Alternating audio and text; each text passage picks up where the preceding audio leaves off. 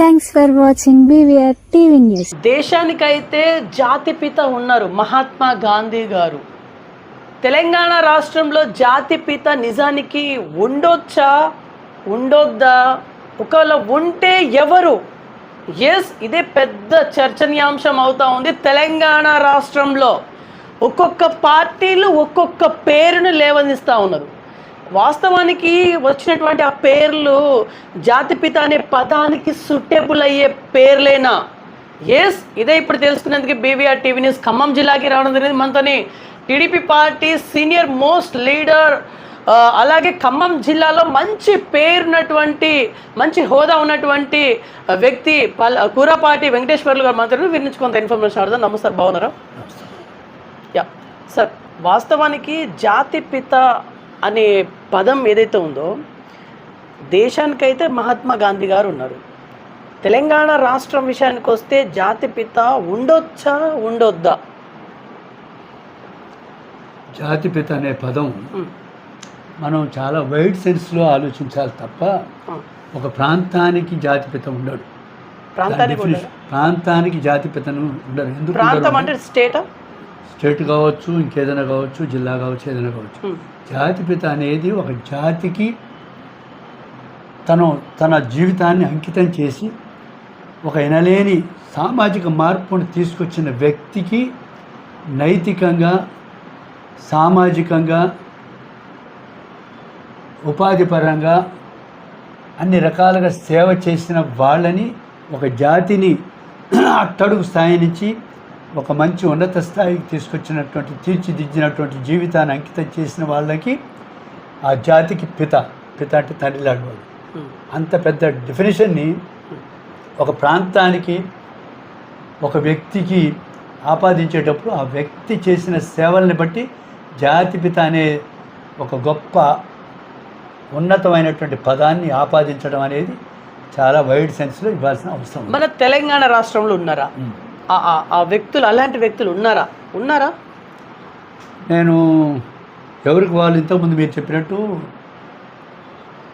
ఎవరికి వారు తను కొంతమంది సామూహికంగా, కొంతమంది పార్టీల వారిగా చెప్పుకుంటున్నారు. పార్టీల వారీగా, కులాల వారీగా, ప్రాంతాల వారీగా మా నాయకుడు ఫలానా పేరు చెప్పట్లేదు, నేనే చెప్తా. ఓకే, కాంగ్రెస్ పార్టీ గద్దర్ గారి పేరుని నామినేట్ చేస్తూ ఉంది, BRS కేసీఆర్ గారి పేరుని నామినేట్ చేస్తూ ఉంది, బీజేపీ అఫీషియల్గా నామినేట్ చెయ్యకపోయినప్పటికీ వాళ్ళ కార్యకర్తలు, వాళ్ళ లీడర్స్ అయితే ప్రొఫెసర్ జయశంకర్ గారి పేరుని వ్యక్తపరుస్తూ ఉన్నటువంటి పరిస్థితి. ఎస్, దీని మీద మీ ఆప్షన్ ఏంటి?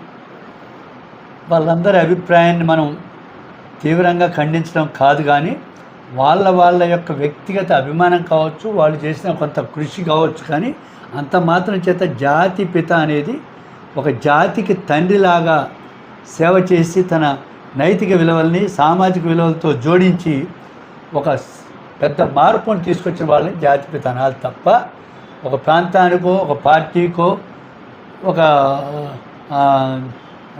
అలా చేసిన వాళ్ళని జాతిపిత అనేది ముగ్గురులో ఎవరు కాదంటారా? గద్దర్ గారు కాదు అని, కేసీఆర్ గారు. నేను కాదు అనటంలో అవును అనే వాళ్ళ యొక్క అభిప్రాయానికి నేను విరుద్ధంగా మాట్లాడినాను అయితే, కానీ నా సెన్స్ అది కాదు.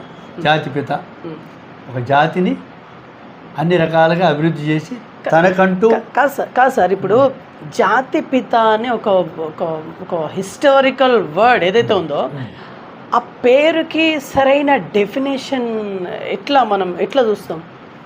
ఇప్పుడు ఉదాహరణకండి, మీరు చెప్పిన పేర్లలో నేను మళ్ళీ తిరిగి వక్కానించకుండా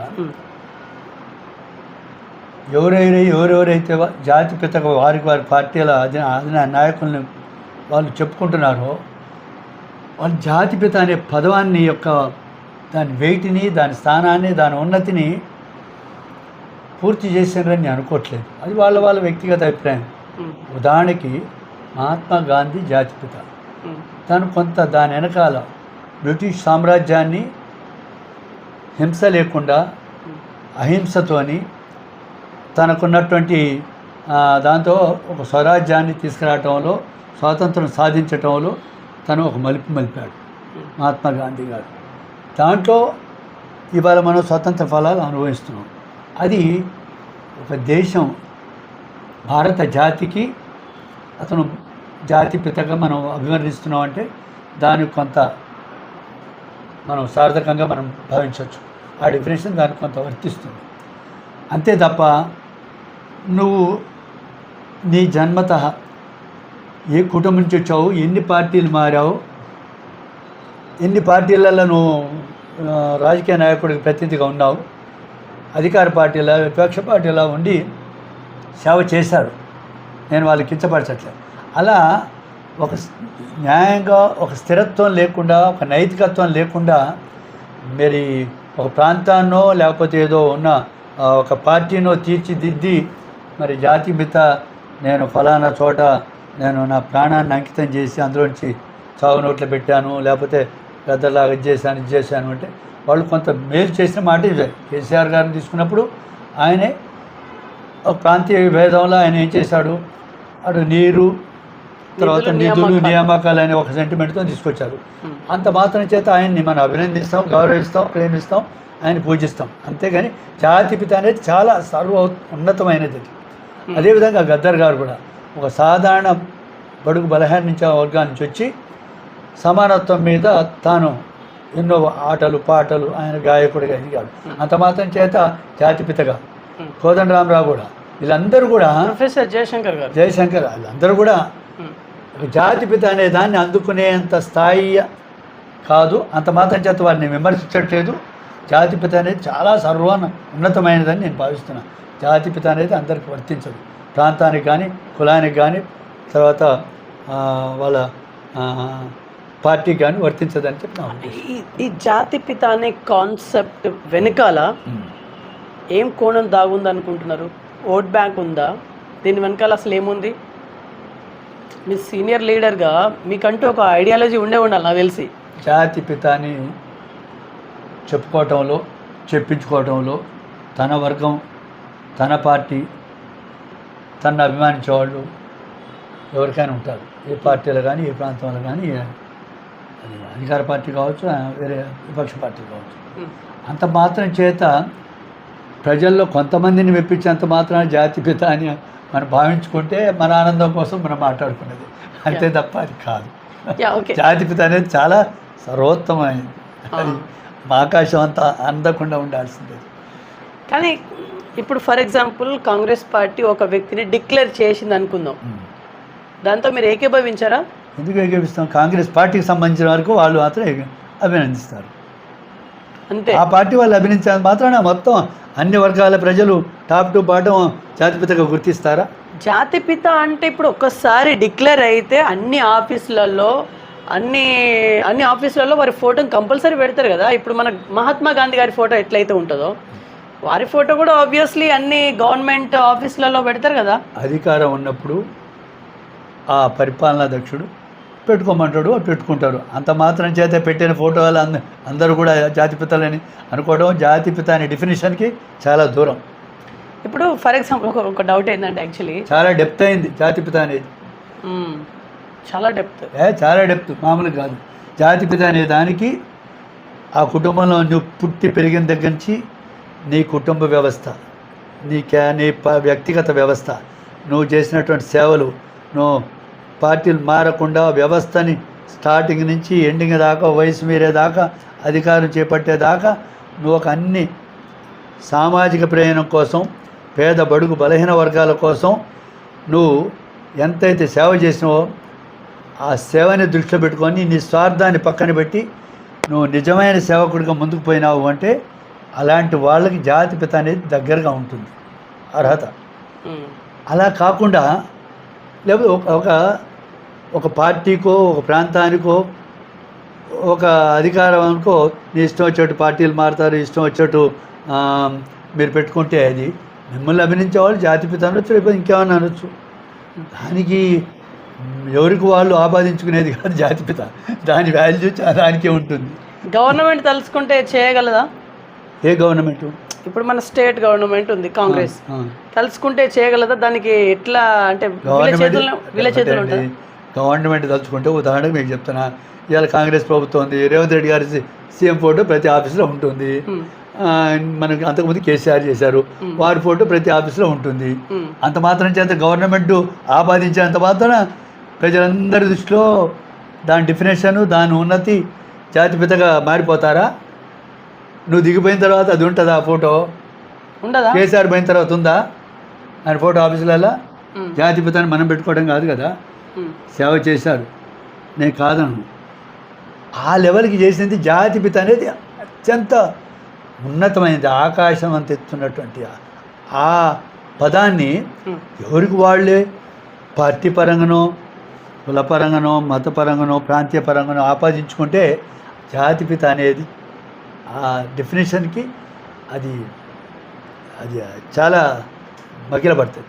యా, ఫర్ ఎగ్జాంపుల్ ఇప్పుడు జాతిపిత మన స్టేట్లో కనుక డిక్లేర్ చేస్తే అంటే ఆల్రెడీ చనిపోయిన వాళ్ళని జాతిపితగా డిక్లేర్ చేయాలా, బతికున్న వాళ్ళని చేయాలా? అసలు ఏంటి ఇక్కడ దీన్ని? చనిపోయిన వాళ్ళు, బతికున్న వాళ్ళు అనే దానికంటే ఇప్పుడు నేను జాతిపిత అనే దానికి కొన్ని వ్యక్తిగతంగా కావచ్చు, సామాజికంగా కావచ్చు, ఒక జాతికి ఉన్నత సాధారణ స్థితి నుంచి అత్యున్నత స్థానానికి తీసుకొచ్చినటువంటి ఘనత నీ రాజకీయ చరిత్రలో కావచ్చు, నీ వ్యక్తిగత చరిత్రలో కావచ్చు, నీ కుటుంబ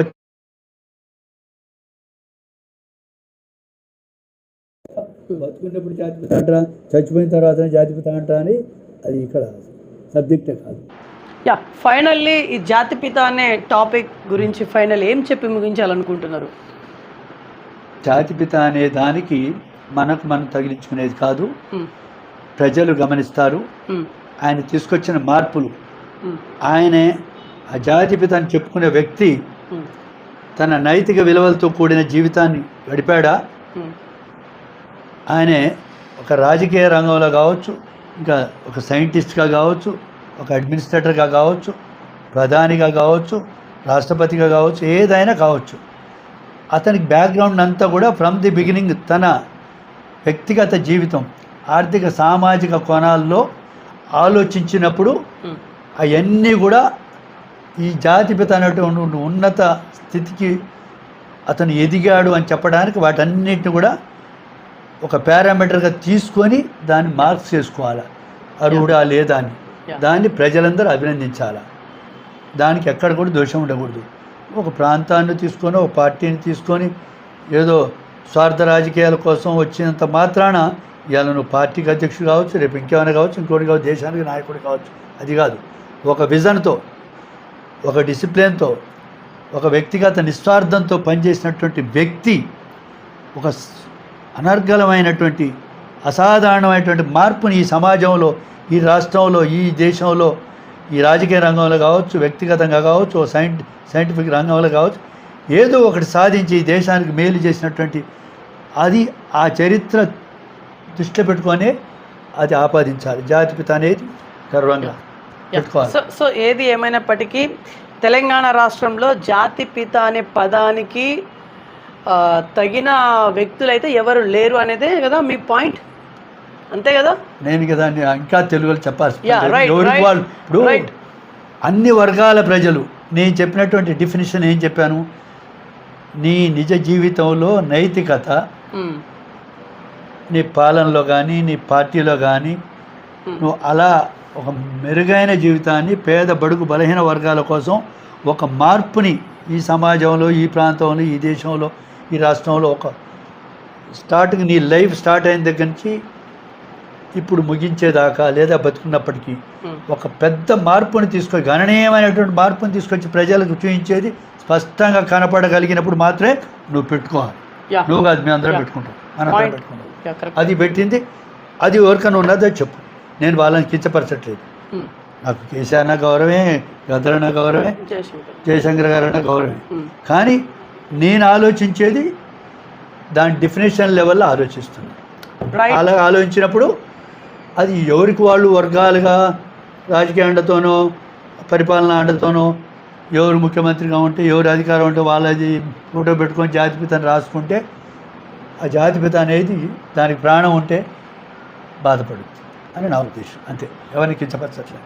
రైట్. సో ఇది వాళ్ళ ఇన్ఫర్మేషన్ చూస్తున్నాను BVR TV news. Until then bye, take care.